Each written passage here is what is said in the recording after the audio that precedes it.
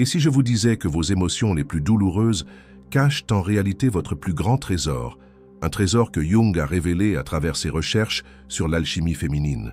Êtes-vous prête à découvrir comment transformer la colère, la tristesse, la peur en une force intérieure rayonnante qui nourrira tous les aspects de votre vie?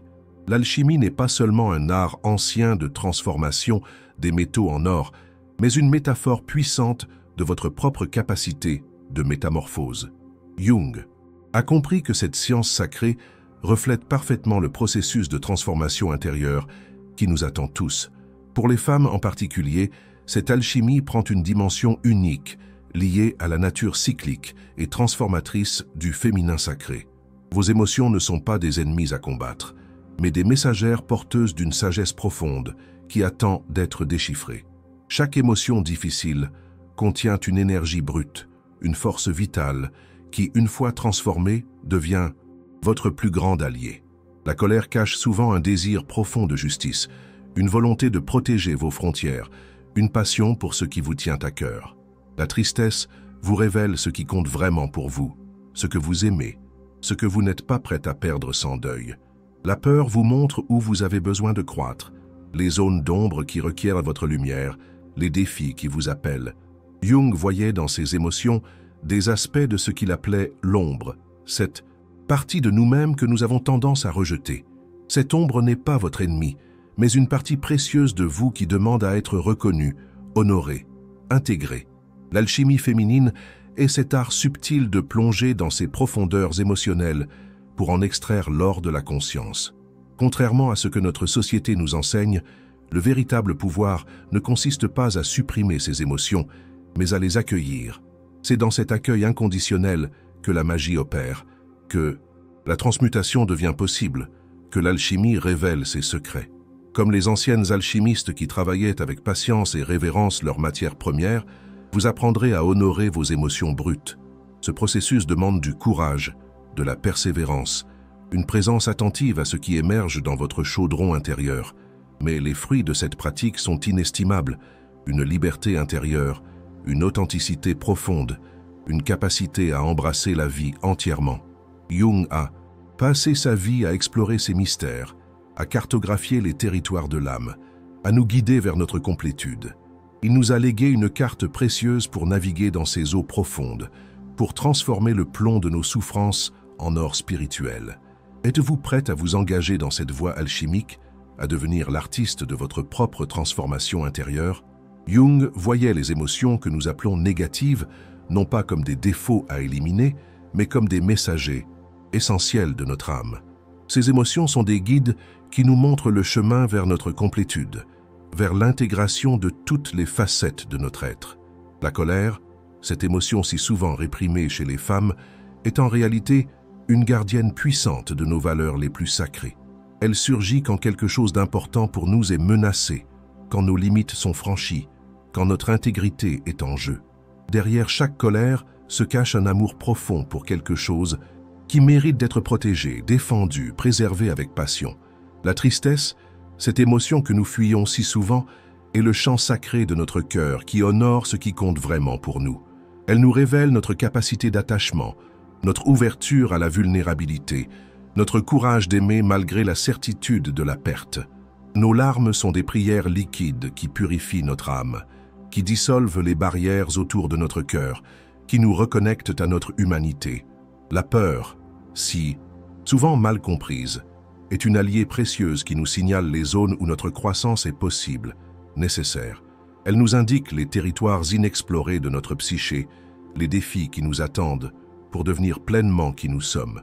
Le doute lui-même, que nous percevons comme un obstacle, est en réalité une invitation à approfondir notre compréhension, à affiner notre discernement. Jung nous enseignait que ces émotions dites négatives sont des aspects de notre ombre, cette partie de nous que nous avons rejetée. L'ombre est constituée de tout ce que nous avons appris à considérer comme inacceptable, inapproprié, indigne d'être exprimé. Pour les femmes en particulier, cette ombre contient souvent notre puissance brute, notre colère sacrée, notre sexualité instinctive. Notre éducation nous a appris à être gentilles, accommodantes, à toujours privilégier les besoins des autres avant les nôtres. Ces conditionnements ont créé une dissociation profonde avec des parties essentielle de notre être, avec notre nature sauvage. Jung parlait de cette nature sauvage comme d'une force vitale primordiale, cette énergie créatrice qui coule dans nos veines.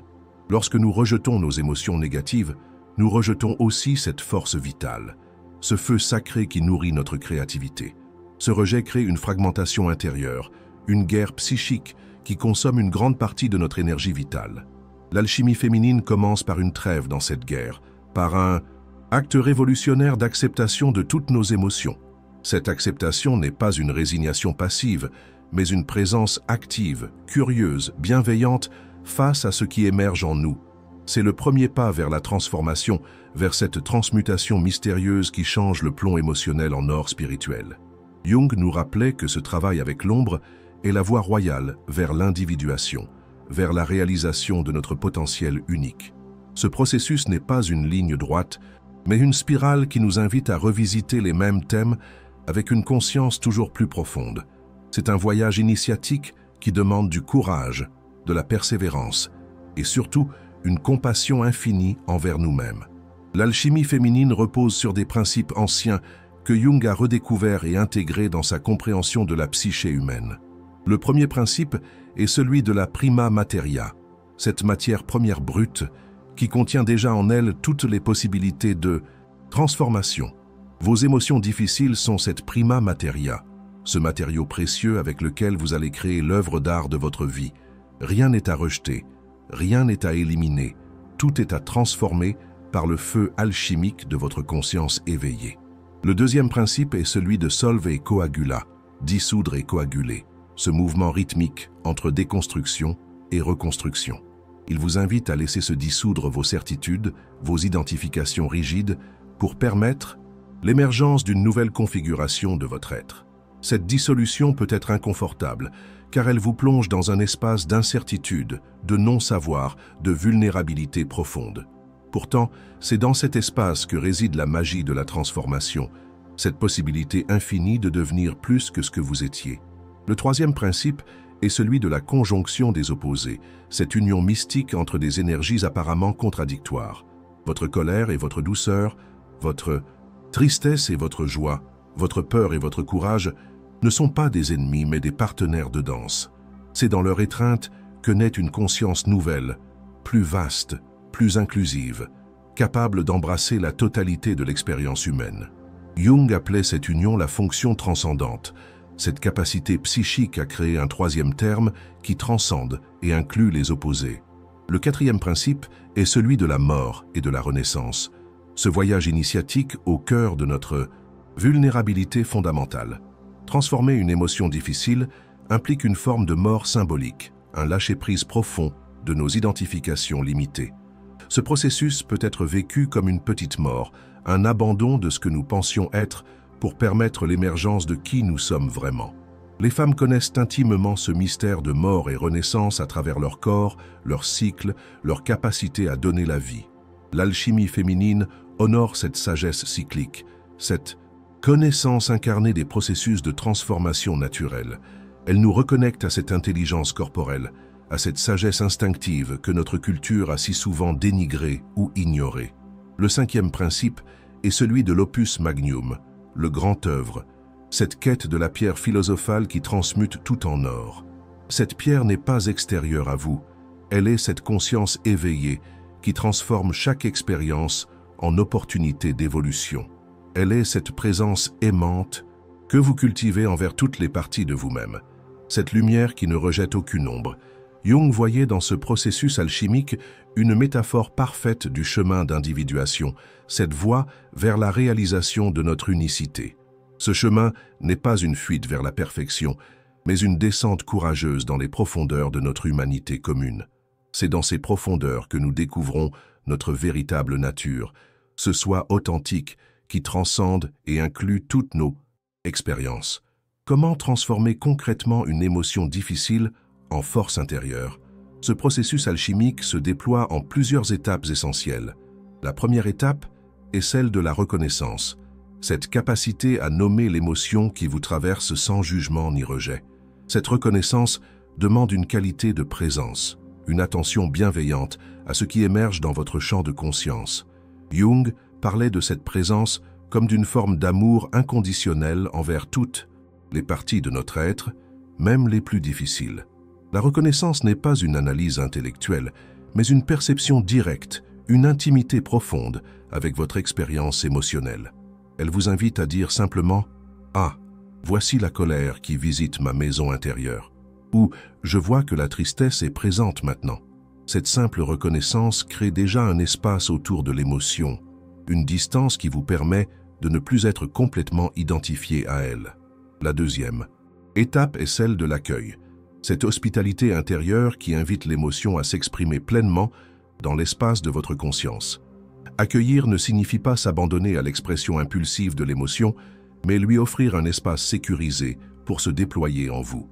C'est comme inviter un enfant en colère à s'asseoir près de vous, à vous raconter ce qui le préoccupe, sans chercher immédiatement à le faire taire. Cet accueil crée un mouvement intérieur, une fluidité qui permet à l'énergie émotionnelle de circuler librement, plutôt que de rester figée. La troisième étape est celle de l'exploration, cette curiosité bienveillante qui cherche à comprendre le message caché dans l'émotion. Quelles sont les croyances sous-jacentes à cette émotion? Quels besoins non satisfaits vous signale-t-elle? Quelle sagesse vous apporte-t-elle? Cette exploration n'est pas une dissection analytique, mais une plongée intuitive, une écoute profonde de ce que l'émotion a à vous révéler. Jung nous encourageait à dialoguer avec nos émotions comme avec des personnages intérieurs, des aspects de notre psyché qui ont leur propre voix. Ce dialogue crée un pont entre le conscient et l'inconscient, entre la partie rationnelle et la partie intuitive de notre être. La quatrième étape est celle de la transmutation, ce processus mystérieux par lequel l'énergie brute de l'émotion se transforme en conscience élargie. Cette transmutation s'opère souvent dans un moment de lâcher-prise, quand nous cessons de lutter contre l'émotion pour l'embrasser pleinement. C'est comme si, en accueillant totalement ce qui est présent, une alchimie naturelle se produisait, transformant le plomb en or sans effort. La cinquième étape est celle de l'intégration, cette capacité à incorporer la sagesse révélée par l'émotion dans votre vie quotidienne. Comment la colère transformée peut-elle nourrir votre capacité à poser des limites saines? Comment la peur peut-elle enrichir votre discernement? Cette intégration n'est pas théorique, mais pratique. Elle se manifeste dans vos choix, vos relations, votre façon d'être au monde. Jung voyait dans ce processus d'intégration la clé de l'individuation, ce chemin vers une personnalité plus complète, plus authentique. Ce processus n'est pas linéaire, mais cyclique. Vous revisitez ces étapes encore et encore, avec une conscience toujours plus profonde. Chaque cycle vous rapproche un peu plus de votre essence, de cette identité profonde qui transcende et inclut toutes vos expériences émotionnelles. Je vous invite maintenant à une pratique guidée d'alchimie émotionnelle pour expérimenter directement ce processus de transformation. Installez-vous confortablement dans un espace où vous ne serez pas dérangé pendant quelques minutes. Fermez doucement les yeux et prenez quelques respirations profondes, permettant à votre corps de se détendre, à votre esprit de s'apaiser. Portez votre attention vers l'intérieur et demandez-vous « Quelle émotion difficile est présente dans ma vie en ce moment ?» Peut-être est-ce de la colère, de la tristesse, de la peur, de la honte ou toute autre émotion que vous considérez comme négative. Visualisez cette émotion comme une substance, une matière, dans le chaudron alchimique de votre corps. Quelle couleur a-t-elle? Quelle texture? Est-elle dense, légère, fluide, compacte? Où la ressentez-vous le plus fortement dans votre corps? Sans chercher à la changer, observez-la avec curiosité, comme un alchimiste observerait une substance fascinante dans son laboratoire. Maintenant, adressez-vous directement à cette émotion, comme si elle était un être vivant, une présence intelligente en vous. Demandez-lui « Quel message as-tu pour moi? Quelle sagesse viens-tu m'apporter? Comment puis-je t'honorer ?» Écoutez attentivement la réponse qui émerge, qui peut venir sous forme de mots, d'images, de sensations ou d'intuitions profondes.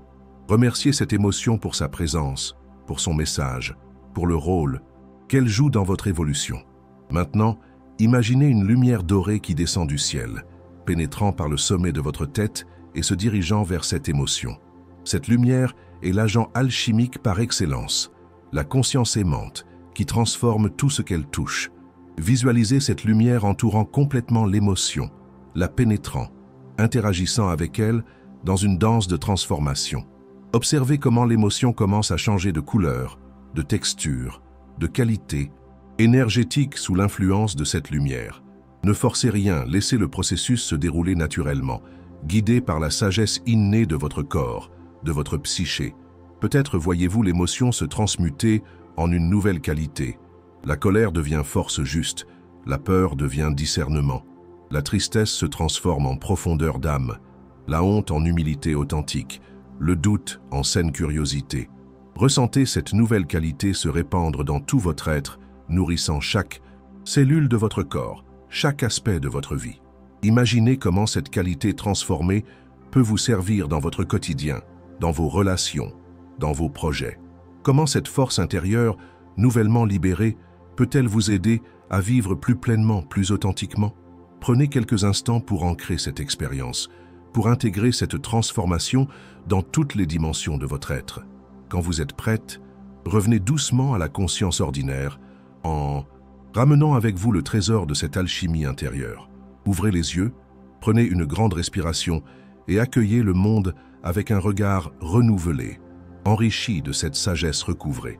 Cette pratique est un microcosme du grand œuvre alchimique dont parlait Jung. Ce processus continu de transformation de l'ombre en lumière. Vous pouvez y revenir chaque fois qu'une émotion difficile se présente, l'utilisant comme une porte d'entrée vers plus de conscience. Avec le temps, ce processus devient plus naturel, plus spontané, jusqu'à devenir une seconde nature, une façon d'être au monde. Comment intégrer cette alchimie féminine dans votre vie de tous les jours, dans les situations concrètes qui éveillent vos émotions difficiles? Le premier pas est de créer des espaces sacrés dans votre journée, des moments dédiés à l'écoute de vos mouvements intérieurs. Ces moments peuvent être brefs mais intenses, comme une pause consciente de quelques minutes au milieu de vos activités. Jung recommandait cette pratique régulière d'introspection, ce dialogue avec notre monde intérieur souvent négligé. Votre journal intime peut devenir un athanor, ce four alchimique où vos émotions brutes se transforment en perles de sagesse.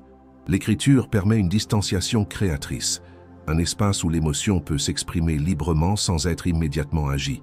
Elle vous offre aussi la possibilité de dialoguer avec vos différentes parties intérieures, d'explorer leurs messages, leurs besoins. Une autre pratique puissante est celle du mouvement conscient, cette façon de laisser votre corps exprimer ce que les mots ne peuvent dire. La danse libre, le yoga, la marche méditative sont autant de voies pour honorer la sagesse du corps, son intelligence émotionnelle. Jung accordait une grande importance à l'expression créatrice comme moyen de transformation des énergies psychiques brutes. Le dessin, la peinture, le modelage permettent de donner forme à l'informe, de rendre visible l'invisible qui vous habite. Ces pratiques artistiques ne demandent aucun talent particulier, seulement la volonté de vous exprimer authentiquement. Dans vos relations, l'alchimie féminine se manifeste par une présence différente aux conflits, aux tensions, aux désaccords. Au lieu de fuir le conflit ou de vous y perdre, vous apprenez à le voir comme un creuset alchimique, une opportunité de transformation. Les émotions difficiles qui surgissent dans vos relations sont des indicateurs précieux de vos besoins profonds, de vos valeurs essentielles. Elles vous révèlent aussi vos zones d'ombre, ces aspects de vous-même projetés sur l'autre et qui demandent à être réintégrés. Jung appelait ce phénomène la projection, ce mécanisme par lequel nous attribuons à l'autre ce que nous refusons de voir en nous. Reconnaître vos projections est une pratique alchimique puissante qui transforme vos relations en miroir de votre évolution intérieure. Dans votre vie professionnelle, l'alchimie féminine vous invite à honorer vos cycles naturels d'énergie, d'inspiration, de régénération. Notre culture valorise une productivité constante, linéaire, qui va souvent à l'encontre de la nature cyclique du féminin. En honorant vos propres rythmes, vous découvrez une nouvelle façon de créer, d'accomplir, de contribuer qui respecte votre nature profonde. Les périodes de jachère, de repos, de gestation sont aussi importantes que les moments d'action, de manifestation, d'expression.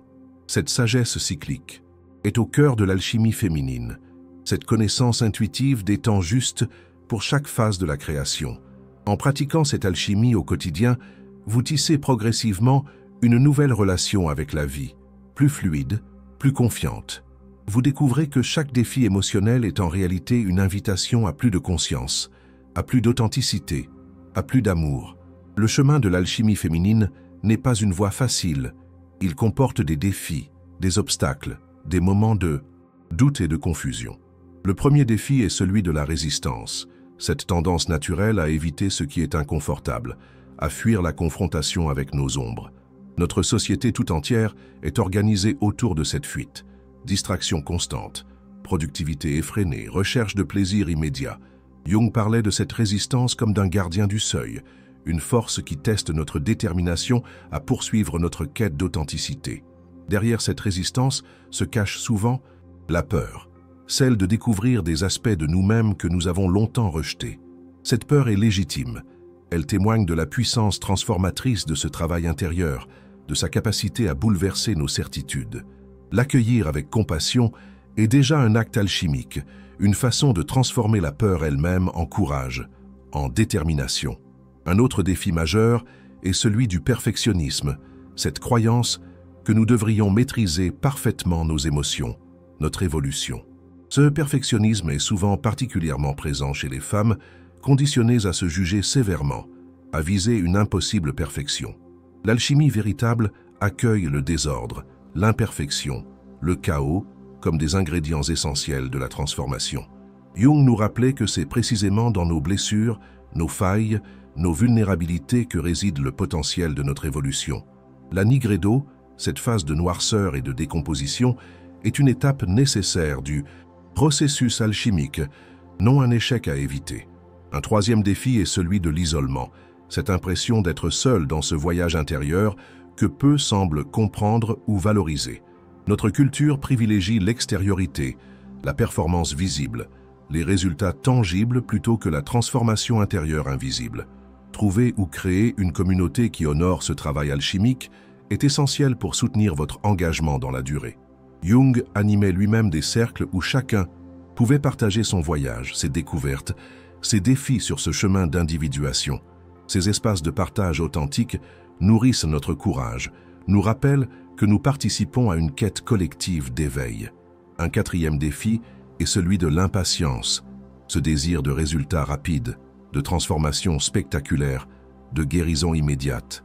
L'alchimie véritable est un processus lent, organique, qui suit son propre rythme, indépendant de nos attentes et de nos exigences. Elle demande une qualité de présence patiente, une confiance dans le déroulement naturel des cycles de mort et de renaissance. Jung comparait ce processus à la croissance d'un arbre, qui ne peut être forcé sans compromettre la solidité de ses racines. Un cinquième défi est celui de l'intellect dominant, cette tendance à comprendre mentalement plutôt qu'à expérimenter directement.